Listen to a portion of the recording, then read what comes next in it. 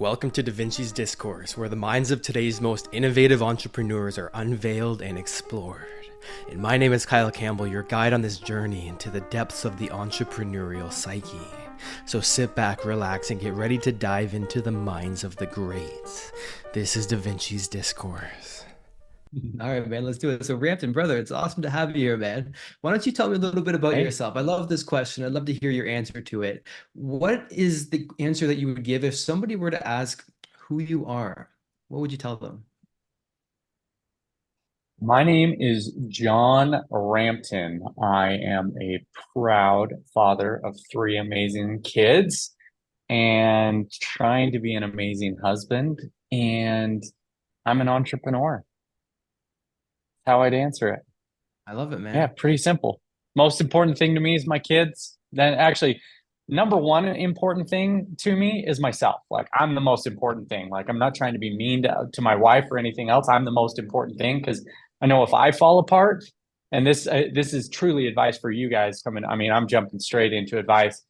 You need to be the most important person in your life. So I'm the most important person in my life because if I fall apart, my marriage is going to fall apart. And if my marriage falls apart, then my kids fall apart. So I need to be number one in my life, then my marriage, then my kids. I think in that order, and then other things can take precedent. But I think those are the most important things in my life. Sorry, and rant. I'll have a lot of I those. I love it, dude. I love the hierarchy that it's true, right? You got to take care of yourself so that you can take care of others. A lot of people get in the trap of self-sacrificing without realizing long term that they're not able to contribute to the sources they're trying to contribute to without having the core Yeah, of the self, right? I mean, The I did that. I did that for years. I mean, I did that for probably 15 years. I took care of other people. It was always about my wife or about this or about that, and I started like disregarding things that made me happy, like disregarding a little on my health, a little on eating, a little on going to the gym, a little bit on, you know,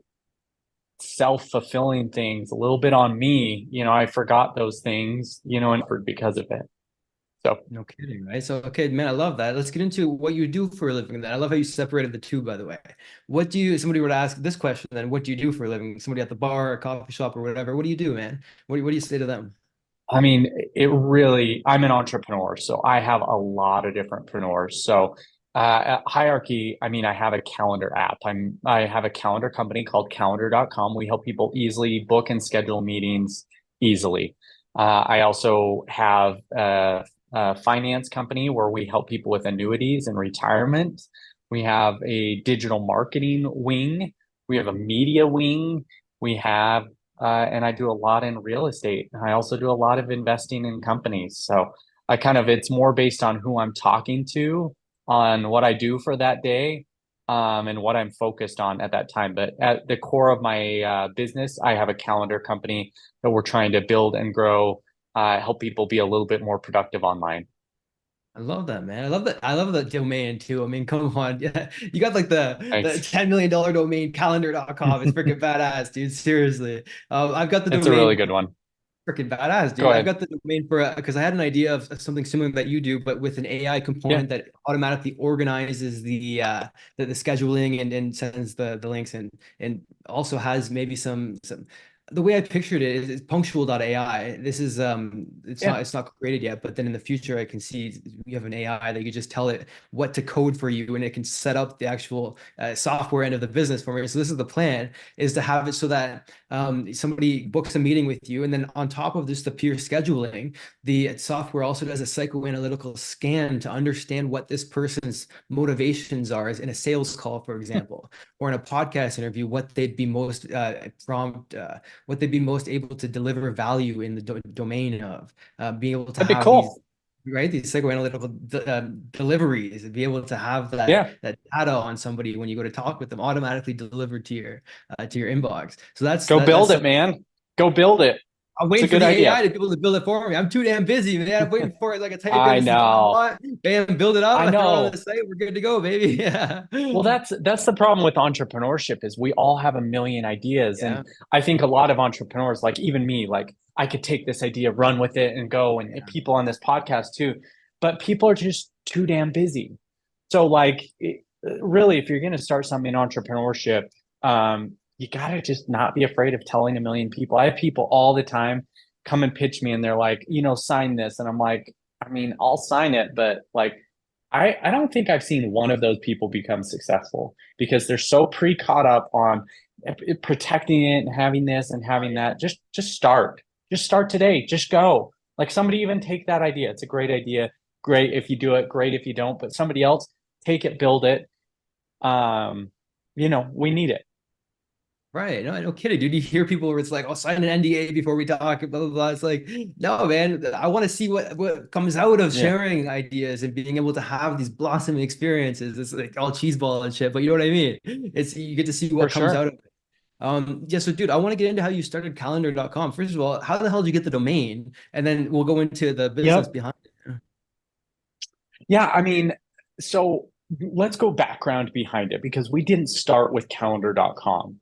We started with calendar.co, which we bought for a couple $1,000s at the time, and we launched a business. And before we went and invested serious money for it, 7 figures on it, we actually spent time and energy building it and getting revenue in the door. So basically, why we built it was at the time I was using a competitor. I was using a company called Calendly. They're probably one of the biggest people in the space. And Tope, who's the founder, freaking awesome dude, love him to death. He's amazing, right? And they built this product, but there were certain things that I didn't like about the product. For example, some of the privacy concerns in it was you have to share a calendar with a main calendar. So you have one calendar and then all your other calendars have to be shared with that calendar, and that's how you do it. They don't, and that was a concern for me because if I'm sharing my calendar and I have teammates or things, they can see what's on my personal calendar. And I don't necessarily like that. And the availability just doesn't sync perfectly. At least it didn't back in the day. Now it might now, and there's Google's up their privacy and Calendly is up their game as well. But back in the day, there was no privacy. So I was like, you know what? I think I could go build this. So we built it, and we built it from the start to authenticate every single one of your calendars. So if you have your work calendar, your personal calendar, your side hustle calendar, it just shows as unavailable times on each one of those, but does not share the data with other parties. So I think that's really important to people. And we have noticed that's very important, especially because our biggest customers are in the healthcare space where they legally can't share data from a doctor that he has a gynecologist appointment and share that with a personal calendar and such. Now, none of our competitors do that to this day. So it creates a very good privacy buffer from people so you're not sharing data. And that's essentially why we built it. If you're not looking for privacy, I mean, there's a lot of amazing, good options out there, but I just didn't find that out there, and it's still not out there. So, except for us, which I'm very happy on. I love that, There man. you go. That's why we There's a built it. differentiator, right? It's freaking sweet. Yeah. How did you go about getting even when it was calendar.co, how did you go about getting the because yes, there's a need in the marketplace, but the need and being able Yep. to channel and be able to commute or to have your solution in Market the and get marketplace being customers. able. Right. So there's two very different things, the solution and the communication of the solution. And so how did you get Yeah. the two together so they're connected the way they are? Yeah. So basically, we kind of went out and built the product very similar to some of our competitors out there with a few differentiating things. And then we went to people and we just cold outreach, emailed and LinkedIn and messaged and worked our way to the right people. And we found that other people had the same struggle as us. And then those people we really focused in on those customers and building something for them. And our product was clunky. It still has issues. It still has problems, but those customers, we solved a very core problem that they had, and they're willing to, forgive some of the stupid mistakes or stupid, faults or issues that your software has because you're solving a very key component in their life. So we focused on them. Now, background on me, I'm a marketing guy. I'm an SEO guy. So SEO, for those of you who don't know, is search engine optimization. So when you search something in Google, I want to be the number one result because that's drives a lot of traffic. So we were ranking for the term calendar, and we wanted to be number one for the term calendar. And we started ranking higher and higher and higher for that keyword.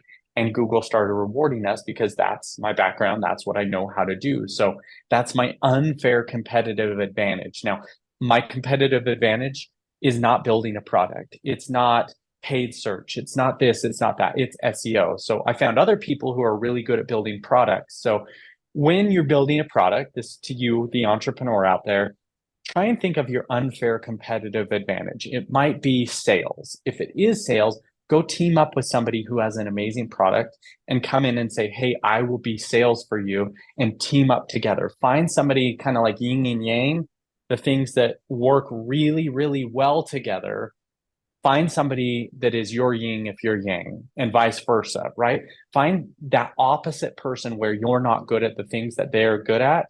So I went and found that, and found somebody who was really good at building product, really good at this, really good at that. And I combined what I was good at and mixed it in with them.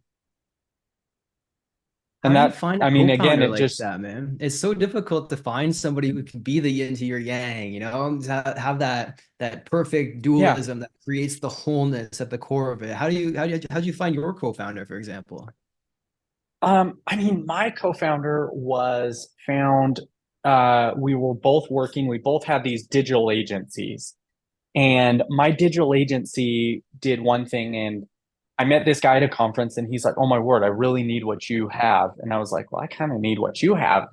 And we started just, we actually, it wasn't even business in the beginning. He like, Hmm. I met him, and I always go up to people and I say, "Hey, how can I help you?" And I genuinely mean like, how can I help you? And I have a numbers game in my life. So my numbers game is one in every, I help people out. And when I say I help them out, I really trying to go above and beyond and help them with something that they're not good at. Now, I write for a lot of major publications like Inc., Entrepreneur, Forbes, Read Write, Do, NASDAQ, Globe and Mail. I mean, you name it, I have probably written for it. TechCrunch, Mashable, New York Times. I've written for everyone, right? So I can sometimes get people links and quotes in very high authoritative magazines because I want to help people. I want to quote people. I want to make them more successful. And that's something in my power that I can do very, very easily that they could never get unless they paid somebody tens of thousands of dollars. Now I can get that for free and just help people out. So I'm constantly trying to get people talked about in media or make very valuable introductions. So that's the helping people. I help people. So I met my co-founder by he needed something and I helped him out. But for me, I want to break out a tiny bit in math. I find that 1 in every 10 people that I help will help me back. 1 in every 10. So I help 10 people, 9 will not help me, 1 will help me, right? Will help me back. Now, 1 in every 100 will actually turn into a financial relationship where they're paying me money or some sort of money exchange is passed in between them. 1 out of 100. So usually it's 1 out of those 10. So 1 out of 10 means 10 out of 100. So 1 out of every 10. Well, so it's just a numbers game. Now, 1 out of every 1,000 people will turn into a multi-million-dollar relationship. Now, that's me helping without having any wanting or needing anything in return. 1 out of 1,000 people will turn into a multi-million-dollar relationship. Now, that might not happen day one or month one or even year one or even year 5. But over the course of that relationship, it will turn into a multi-million-dollar relationship. So if I want to start making $1 million a year, I need to help 3 people every single day. It breaks down to simple math, the mathematical formula. Now, my business partner, John Hall, he's just one of those people that I helped. And then he helped me back. And then I helped him again. And then he helped me again. And then I started paying him money and he started paying me money. And then all of a sudden it turned into a multi-million-dollar relationship where we had different companies and we were helping each other out and money was exchanged. And it started becoming like a multi-million-dollar relationship where we were working. And at a certain point, he was selling one of his companies. And we were like, you know what? We really enjoy working with each other. We really work well together. And we really enjoy helping other people. So let's actually go make something. And we started a different company. And then along the way, both of us had the same issue with calendars. So we went and built it. I That's love how I that, met my man. current business That's partner. It that's so wasn't, freaking and it cool, was over the dude. course of like 4 years. It wasn't like, oh my word, you're the most amazing person. Let's go work together. We could build this. It was Right. like, no, Yep. we'd actually worked together. We had transacted easily 1.5 to $2 million prior to us starting to work together, like from a business partner standpoint. Dude, I love the way you look at that, as if you just talked about helping 3 people a day to potentially making $1 million at the end of the year, as opposed to getting 3 clients or trying to get X, Y, and Z. You're talking about how can I give? How can I contribute? And like a lot of people will shoot smoke about it and be like, yeah, well, I want to give to as many people, but the real goal behind it is to get something at the end of the day. Whereas you're not looking at it like that, man. You're talking about No. genuinely helping I mean, people. it And does I mean, it like, does boil of down to course, that. right? Like, Because it boils down to exactly what you said at the very beginning, which was how do yeah, I'm number one at the end of at the hierarchy, right? Which is because you got to take yep, care of yourself so that you can continue to help the others. So if it's a full correct. loop there. What are some of the Yeah. ways that you go about helping these people And through? That's like you every guys, day. it's a mathematical formula. It's like, Yeah. and you got to find whatever it is. I also have a skill that I know is worth a lot of money to a lot of people. So I can give that away. And there's a lot, and it costs me essentially nothing. It does have every single one of those things cost me money. Say each one of those people, it honestly, it probably cost me like $100 per person. So, and I'm helping 1,000 people. I mean, that's real money. That's tens of thousands of dollars that I spend on this whole mathematical formula. But I know at the end of the day, that math very like easily equates to more. So sorry, I cut you off. Go ahead. Next question.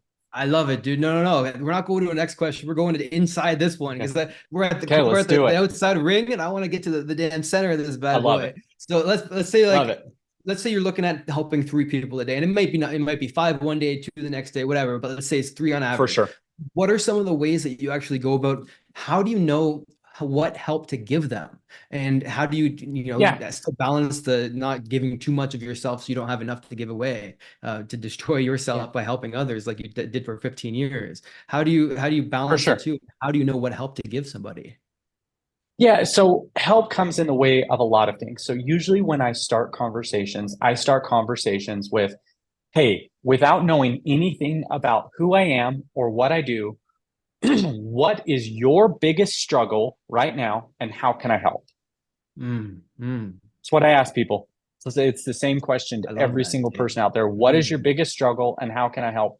And you know what? Sometimes people will be like, you know what? My biggest struggle right now is actually my kid who is having issues in school or this or that. And I'm like, all right, well, let me go see if I know somebody. And I just reach into my arsenal of people and I say, hey, I know this person, I know this, I know this, I know this. And, I try and really focus on what I can help with.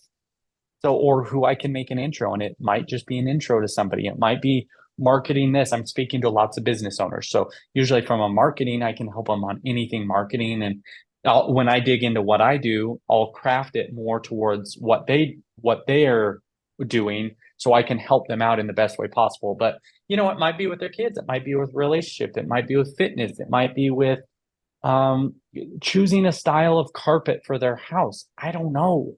Hmm. Like, but until you get a person and ask them what their biggest struggle is right now, you won't know how you can help them out.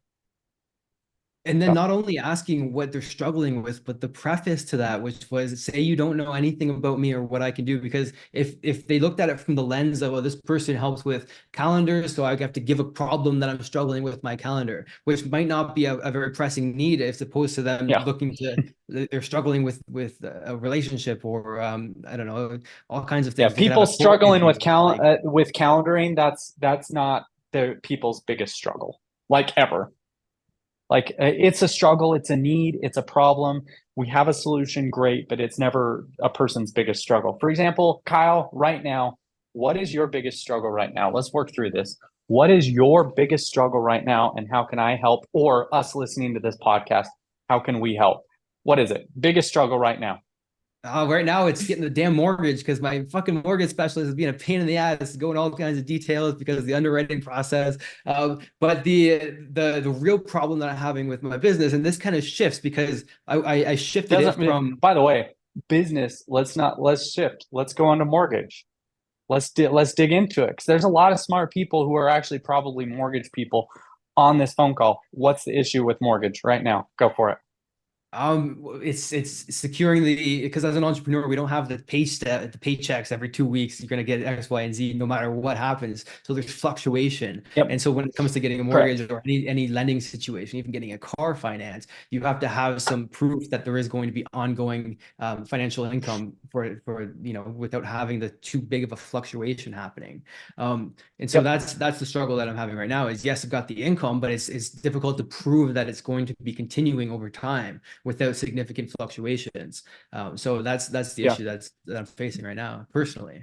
Hey, I hope you're enjoying the podcast, and I want to let you know that I've got a free book that you can get if you want to tap into more of these resources, and you can get that for free at kylesbook.com. Back to the podcast. That one's a really hard one. So breaking that down for entrepreneurs out there, if you're looking to qualify for a home loan, a bank, most entrepreneurs just kind of they quit cold turkey their jobs, but you need to actually think before you quit your job and go cold turkey that you need 2 to 3 years of verifiable income in order to qualify for a loan. And most entrepreneurs don't necessarily think that. So if you're an entrepreneur, think before you quit your job or go buy that car, because that car will count against you. There's what's called a debt to income ratio, and you don't want to throw that off. So you want to have everything paid off essentially before you do that, or get into your home before you quit your job, because they want verifiable income for the past couple of years, or guaranteed that you're going to have that same type of income for the foreseeable, like minimum 2 years, most likely like 5 years, right? So for you, do you pay yourself the same amount every single month? I pay myself relatively little, so so the answer is yes and no. I mean, it depends. I've got zero debt, great credit. I thought for sure I'd be able to get a house, but I got pre-approved and everything's looking good, except for the underwriting process where they're being a little more stringent with it. So it's really hard. So I highly recommend, something that I did years ago was I went to Gusto, and I set up and I started paying myself every single month the exact same amount I was salarying myself, and then paying taxes on that. So if you're an entrepreneur, you want to be able to make sure that you have enough where you can put yourself on a salary and have cash there. Now that cash will go up, down, up, down, up, down, but pay yourself and have enough money in that to pay yourself for a little bit and be paying yourself every single month. And the more you pay yourself, the better it will be for getting a loan. That's why I highly recommend, before you quit your job, go get a loan, because it's very, very, very hard to qualify for a loan. And I remember when I was getting my loan, I was not paying myself, but I had like a bunch in savings, but it didn't really matter at the end of the day. You could have $1 million in savings and have a $300,000 loan for a house, and they're still going to give you grief if you're an entrepreneur. So if you don't have that, if you have your income goes like this as an entrepreneur, instead of going like this, what you need to do is have your income like this and pay yourself, have a bank account and pay yourself the exact same amount of money every single month. And if you're an entrepreneur, do not plan on getting a home loan for 2 full tax returnable years. Now, there are a few ways you can get around that, but it's really, really hard. So, and pay off all your debt, but you're in a hard spot. It's really, really hard. Sometimes there's a couple different people. Usually, if you're going for a loan, I highly recommend not going to one of the big banks, but going to a smaller processor. I got mine through Van Dyke Mortgage. They were very, very good. They got it. But they did, as I was going through the process, they made me set up paying myself a standard amount, and they wanted that for 3 months. And they're like, oh, this person had got a new job, even though the job was for myself. And look, here's the exact same amount of money. A bank, when they're doing these audit risks, wants to see the same amount of money. So I actually almost suggest that for you right now is going through and doing the same amount of money. But there you go. Hopefully that was a little bit of a teaching lesson for all you entrepreneurs watching / listening. I want to dissect your process that goes into because yeah, helpful is all health. First of all, you diagnose the problem. Second of all, you got a process that you go through. And I love the way that you look at it all, because there's no selfish motive behind it. You don't have like this voice in the back of your head. Oh, I'm gonna sell him my mortgage course, or it's like nothing like No, that. It's just you're genuinely trying to help somebody move through the I have problem. no mortgage course. I've never sold a mortgage and I'm not a mortgage lender. I'm just an entrepreneur who has been through some of these struggles before in my life. And you can relate to almost anyone on any subject. Hmm. Even if, again, I go into the carpet situation. Oh, I'm trying to have a hard decision. I'm having a hard time deciding what type of carpet. All right. So what's your budget? Okay. Hmm. What color do you want? Oh, it's between these three colors. Okay. So Hmm. the best way as an entrepreneur to decide what type of color you want is you go to your wife and say, which do you like the best? And then your wife says, or spouse or partner or whoever it is, you go to that partner and you say, what do you like the best? And whatever they choose is what you should choose, because you probably don't even care. And if they are like, oh, I'm thinking this, but I'm not sure of this, it's like, oh, so you don't really care. Well, I for sure don't care. Let's flip a coin and just go with one of the two, because I think that's an amazing option. Or let's ask three people and choose the best of all of ours. You just work through whatever situation it is and try and help them the best that you can. And sometimes the best option is, I don't have an answer for that, but you know what? I'll ask three people, and I know three very smart people who might have a solution for you. I love that so much, man. You're helping them see things from a different point of view. Because I say this all the time, and it's so true. It's so hard to see the label from inside the jar, right? I learned that from Joe Polish. For It's a sure. great saying. It's hard to see objectively what you can only experience subjectively. And so you're helping people really get outside the jar and be able to. I didn't expect the conversation to come here, but it's so fascinating because you're somebody who's connected to a shit ton of people. And so you've got a process that you followed to be able to give to three people every single day and have that opportunity to build that relationship, as opposed to hopefully get some sort of financial benefit from them. So you diagnose the problem. I mean, if you're going to go through for financial benefit, you're going to fail most of the time. Right, because Like, you people have to feel, come from you it can from an feel that, actual right? helpful standpoint and wanting to help. And you'll get some. If you're coming from financial, there are people who are very, very good at coming from a financial perspective. One of them is, now I don't necessarily agree with their ways all the time, but like Grant Cardone, right? He is so financial. He is sell you into his course. He's do this, get you to invest in here, and bam, bam, bam. And he probably loses 9 out of 10, but he might gain 1 out of 10. And those 1 out of 10 might have a good experience. And then they'll invite others and invite others and invite others. And it's how he's built his business. Not necessarily, and that's not saying I agree with anything him or what he does. Because if you look at some of my reading, I actually way bashed him way back in the days, because he was a little bit of a snake oil salesman. I called him out. We went to dinner. He invited me. He discussed his things, and I was like, "Dude, you're full of shit." To his face, this is me and Grant, right? And he's like, "Yeah, I actually probably should change that." And guess what? Actually changed over the course of like 3 years, some of his ways, and I think it's made him a better entrepreneur because he's listened. Not saying I was the reason, because I'm sure there was a lot of people saying it, but he's changed a lot of his ways, and now he's not as snake oily, right? And I think as entrepreneurs, we can learn from that too, because sometimes we have a way of doing things, and we're in this glass jar, as you said, Kyle. Like, we're in this glass jar and we might not be able to see all around or see this, or we can't get out. We have to listen to other people and take their advice. Some of it's going to be good, some of it's going to be bad. It's freaking cool, man. It's so hard to be able to get that objective opinion, and what you're helping people do is really see from that external viewpoint. This is how maybe you haven't thought about this. And I'm thinking of ways you can use AI, because I love AI, dude. I Love love AI. AI. Yeah, dude. So I'm thinking of, you can just even ask ChatGPT, what are some questions that I can ask to help this individual? This is the problem that they're facing with. What are they struggling with really? What's the root cause of the problem? Because this is interesting. A lot of the times what we're focusing on is the symptom of the problem as opposed to the actual root cause. So for example, if you're going for a run and you're out of breath, you're thinking, oh shit, I'm out of shape. That's the symptom of the problem. The real problem is that you're not making time for your own health and being able to take care of yourself.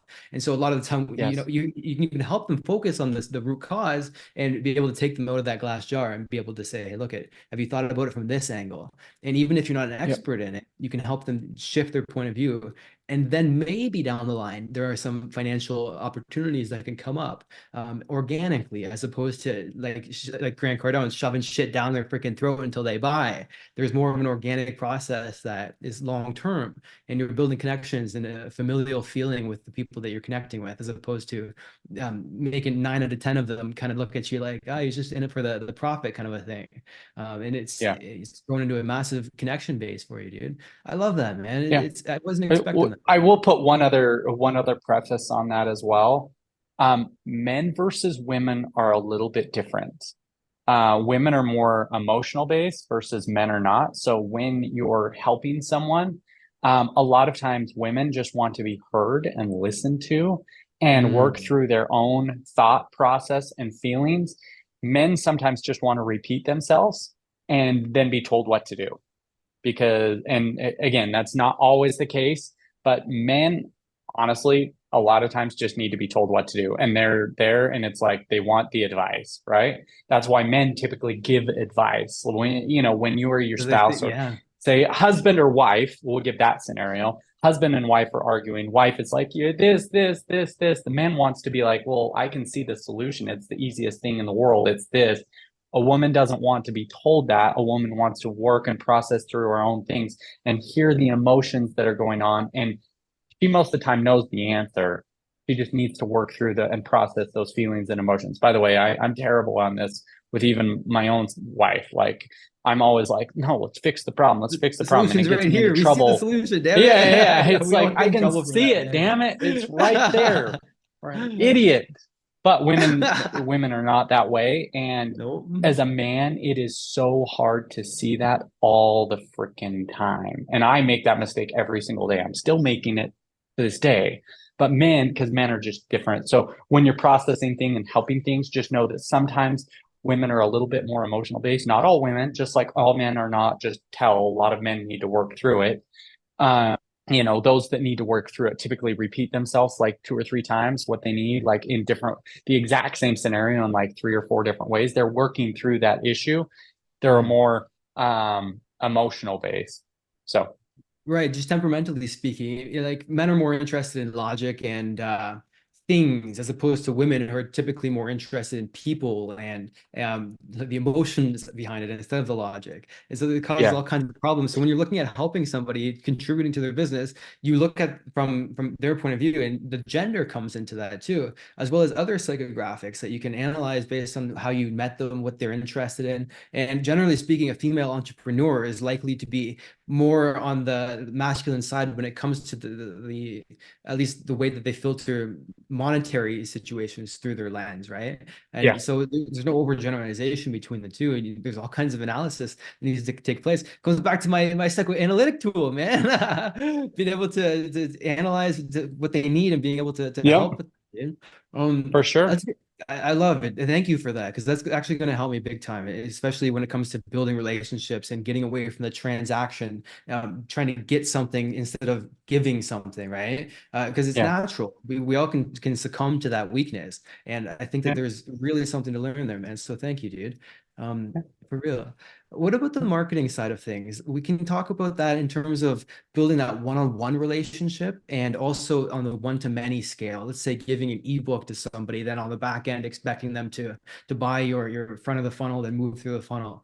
Do you look at marketing the same way, where you're just giving, and then how do you go about converting them into a paying client? Because we got to at the end of the day. How do you look at that Yeah. conversion, that transition?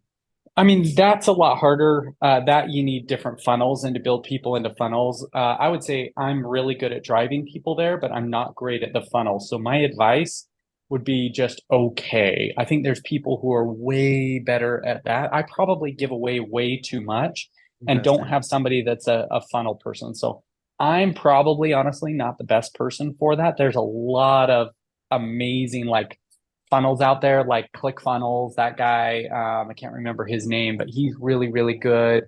Um, Nathan Barry.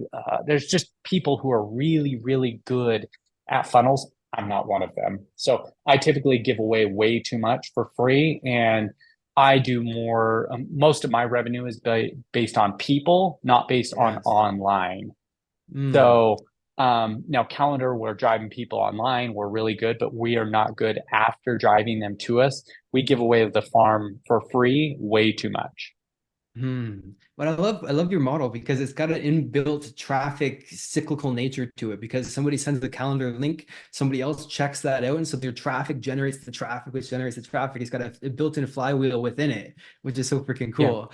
And then so what's your monetization strategy with it? Is it how do you look at really converting I them mean, to with calendar, it's freemium. People who use the product tend to like the product. So if a yeah. person uses the product and they actually come back, most likely they're going to upgrade. It's like a 70% chance if they use it for more than a week or two and they set up a few things on the site, they're going to keep using the product and using it and using it and using it and using it. They kind of get addicted and love it and just realize, it's there to help them make them better. So what about starting a SaaS? Because there's a lot of people that have a SaaS, for example. What are some mistakes that you've made that if you could go back and tell yourself, dude, just stop freaking doing this one thing or do this one thing Yeah. that you would have had less struggle going through? What would you say to somebody Uh, like that? Number one thing, focus on revenue as quickly as humanly possible. Get people to Interesting. put So a there's such a credit, get dichotomy people between to what we were pay just talking you, about. get people to prepay you before you even start building the product. Have them give you I love their that. credit card. Yeah. See if they're willing to pay for So what you're building before you invest a shit ton of yeah, money into having it because built. when we started building it, we were like, oh, let's get people, and we had like probably 200 people that were like, I want this, willing to pay for it on this. But when we launched the product, it was crickets. It was like three of those people actually signed up and put their credit card Yeah. in. Mainly those people are just like, because they're super fans and they'd buy anything and they never use the product. Make sure people are willing to give the credit card and actually charge their credit card. Hmm. Then you'll find out how many people actually want it when you ask for a credit card. It's so common of a mistake, dude. Like my dad, even for example, he invented something when I was a kid. It ended up making us go bankrupt because he put all kinds of money into the damn thing. It was a cool invention, but there was no Yeah, buying demand for it. Like it made sense on paper. People, you would think people would want it, but he didn't sell it before he built it. And he recently yeah, made the exact same mistake again. And I told him, man, before you invest 100K into the molding and all of the things that go into it, sell it first. See if the market yeah, wants to buy it and then use their for sure. capital ideally to actually build the product and bring them along for the Yeah, journey.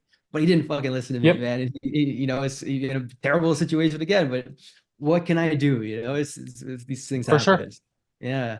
I love that, man. Starting with the selling of the thing rather than the building of the thing. It goes to courses, it goes to anything that you sell online. Make sure there's demand for it. Get the messaging right before you over invest into it. I wonder if For there's a sure. corollary between that and not over investing in these relationships without getting something in return, not giving everything away and then having nothing for yourself where you end up destroyed, right? Like you said, for 15 years. Yeah. What about lessons Yeah, I there, mean, man? I had a way to monetize the back end. So, I have something that I can do for cheap, Yeah. that's worth a lot, and I still have that issue. And if people want that resource, I have that resource that I can continue on doing that for them in that manner, and it's highly beneficial to me. So, where I'm able to help people for my core is on the marketing and SEO side, and I do that for lots of different companies. But I've helped those companies out, and then they're like, oh, we really like this. And then we help them out and help them out and help them out. And it becomes a financial relationship. So kind of more of that one in every, 100 that I help out, that means I'm getting one a month. What about the naysayer that would say, well, people are just going to take advantage of me if I go at it from this lens, or I'm never going to have any And time for people do. myself? Yeah, of course, right? People do, and you'll adjust, and you'll change your way of doing things over time. And I've been royally screwed by some people as well. So, I we don't talk about the scars and stuff along the way, but you're going to have those. There's going to be issues, there's going to be problems along the way, and you just have to realize and build those into your model. Hmm. and just count on it happening instead of being devastated when it does and shocked and have your whole worldview For come sure. crumbling down because you weren't expecting it. You got to look at it from the For sure. realistic view at the same time, right? So, dude, in the marketing Yep. sense of things, what's a question that I should be asking you right now, but I'm not? That if I were to ask you, would provide the maximum amount of value that you could offer in terms of marketing advice? I mean, I would say, like, not necessarily a question, but kind of what we started talking about in the very beginning is just start. I Mm, think as entrepreneurs, we're so concerned with having the product that's perfect, having the perfect marketing plan, having the perfect strategy, having the perfect this. That's why I say go get some money, go raise money, raise some capital, meaning get 100 customers to pay you $250 each before you even build the product and get started. Just start today. And you might fail, and that's okay. 9 out of 10 businesses ish fail. I think it's actually much higher. But you know what? Those are people who actually started. Think about the 999 out of 1,000 that never even start. Stop people and actually start, and you're going to fail at some things. You might be successful, then you fail again, then you'll fail again until you figure out all these ways that I failed. The next time around, you're going to get better and better and better and better until you become successful and you become very, very, very successful. And that's what I find in marketing, people aren't willing to try. That's what I find in entrepreneurship. People just aren't willing to try and they don't do it. mm, mm. So putting aside everything that you think that I can do for you, what's something that you're struggling with in your life right now that if I were to be able to contribute to would help things out for you? Let's flip this thing around. You asked me earlier, so I want to see if I can contribute to you, and this could be a learning lesson as well. Yeah. So, I mean, struggling for me in my life is, you know what? We're always looking for more people that we can help out. So I like meeting really amazing people that become those 1 in 10 people that help me out in every walk of life. So I like meeting those people. That's something I'm struggling with, is to find those people. Another thing I'm struggling with, which probably can't help out with, but that's okay, is, it is hard finding really amazing friends in the same walk of life. I mean, again, getting yeah, real here. yeah, Um, it's hard finding friendships, especially in this entrepreneurship world where we're all working on our projects 24/7. We yeah. don't have time to form relationships. And I have 3 kids, which adds complexity that when I hang out on the weekend, I need to have friends that have the same general age range so our kids can get along, so that they're not in fights, so that I can actually enjoy my time with other friends. So that's something Mm. I've been struggling with in life, is finding friends, also same area, same economical situation, people that have this, that. Yeah. Does that One make of the sense? It does, absolutely, dude. It's something we all struggle with. And I think this is something that I've been able to figure out recently in terms of using AI to facilitate these relationships, which is fascinating because one of the things that I've taught AI to do is to find podcast guests, find individuals who are like me, who I can connect with and have fascinating conversations with, and be able to do the research, and generate a psychoanalytical report for me and say, okay, Yeah. is this person is fitting your criteria in terms of and it'll give me names, it'll give me specifics in terms of how these relationships could be formed, give me suggestions in terms of how you can go about helping them. And you can use AI not to replace the relationships, but to facilitate them, to begin to find them and to be able to connect at a deeper level. Whereas if you didn't have that research on them, you wouldn't have been able to do it. So I'd love to explain to you exactly how we're using AI to find people Yeah. and to Let's hear connect it. with them. So yeah, it's very cool, man. I can explain a little bit. It's essentially we've got a prompt that we use with OpenAI's engine, and we Yep. say scan for these types of people who would have this type of we give it a target audience avatar that we have the AI generate, by the way, and it finds all of the people who have published things online that fit within that criteria, comes back with a list of Okay. names. And then I say, okay, so with this list of names, who are all the people that would even more so be specifically likely to have a joint venture opportunity or a strategic partnership that we could move forward with down the road? And more importantly, who's a relationship that we could build that would be able to stem who knows what as a result of it? And then it takes 1,000 names, gives me, Cool. let's say, 100 names. These are the people to focus on, Yeah. right? And so your name, Yeah. for example, was in one of this list of the AI that is generated for me. And then it goes even deeper in forming channels to reach out to them and be able to have the You message. bastard. You didn't even write the email. I'm just joking. I don't care. You'd be surprised. The AI does a hell of a lot of the work for me, which is freaking No, sweet. AI is awesome. AI is Yeah. cool. It's cool, man. And it's facilitating fascinating relationships and friendships and conversations that without the AI I wouldn't have been able to have. So maybe that's one Yeah. of the things you can try, man. Using AI to see. Yeah. Love to try it. Yeah, it's cool as shit, Love to dude. try it. What are some of the other Yeah. I'll ways? go try it out. I'll share the prompt So with you, and I'd love to share the prompt with you. It's cool. just even with ChatGPT 4, it works. What are some other Cool. ways that you're using AI right now, man? You know, we're in the middle of building an AI tool. We've been using it for a lot of different people. I'll pitch it here. You'll love it, hopefully. I can basically take any podcast out there, and it takes the podcast, puts it into our system, and makes a fully fledged, fully optimized article and auto posts it to your WordPress blog. Auto post it. I freaking love that, dude. Zero human Yeah, intervention whatsoever. zero human, and it does Mm.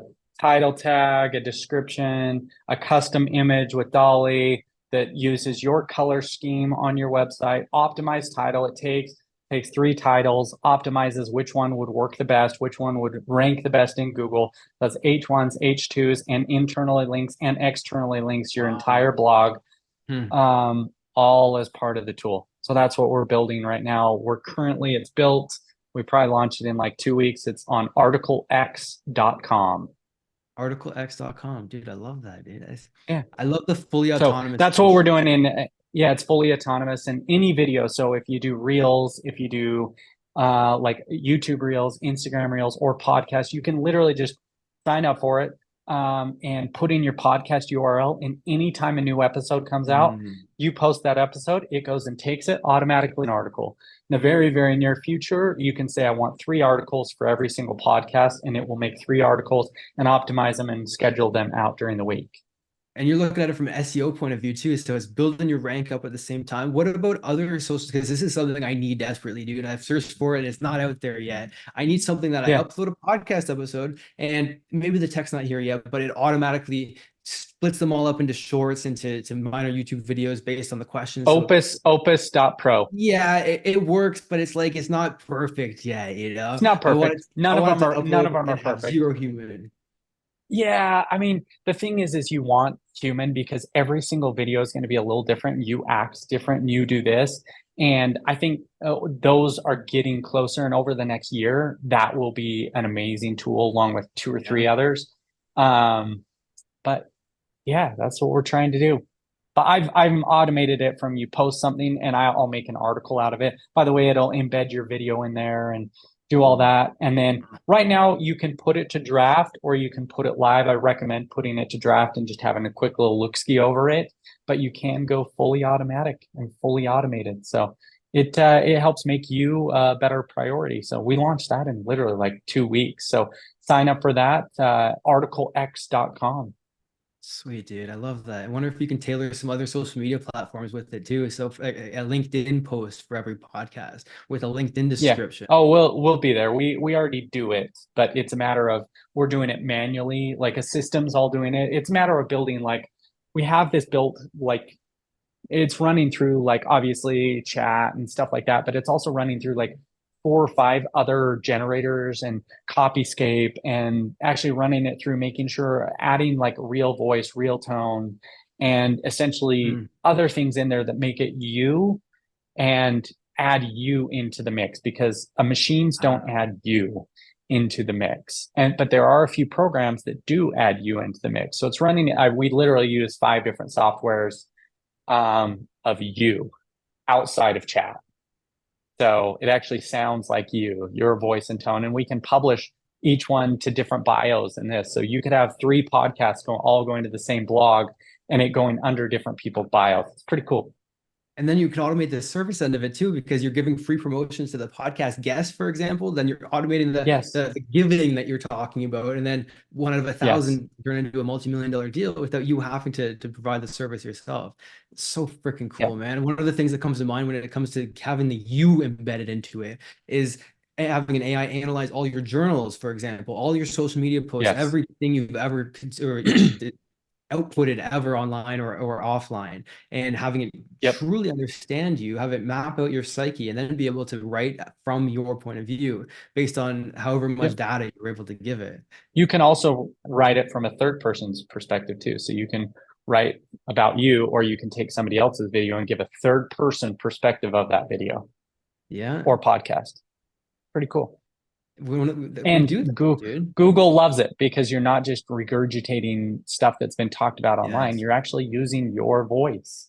You're using you, which Google freaking loves. Yes.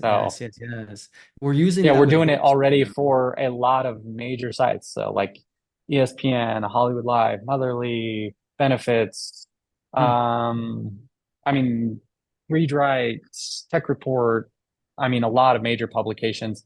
And I can't name necessarily clients and stuff, but if you look at top 35 companies in the world, I bet 3 of them, actually, I know 3 of them are using it. Amazing, man. Wow. So yeah, sign up for that, guys. It's going to be, it's pretty cool. We have a wait list right now. We are slowly letting people in. So over the course of the next 3 weeks, we'll be doing that. And then also we're doing an affiliate program where we'll offer 30% commission for life on anybody you refer. Upgrade, downgrade, you get all those perks.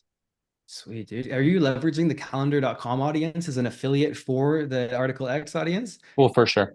Fucking cool, dude. I love that. That's amazing, dude. I love it, man. Anything? What else do you want to add to this before we kick this off? We had an interesting conversation. That's it, man. It's been a great conversation. So I'm looking forward to trying your thing, and hopefully everybody here can enjoy that. Enjoy Calendar. Let's go. Love it, dude. Okay, man. Thank you so much for being here, man. I'll send you the prompting that you can use to find and then structure potential meeting opportunities afterwards. And we'll keep in touch, brother. Thank you for sharing everything. Seriously. Sounds great. Thanks, guys.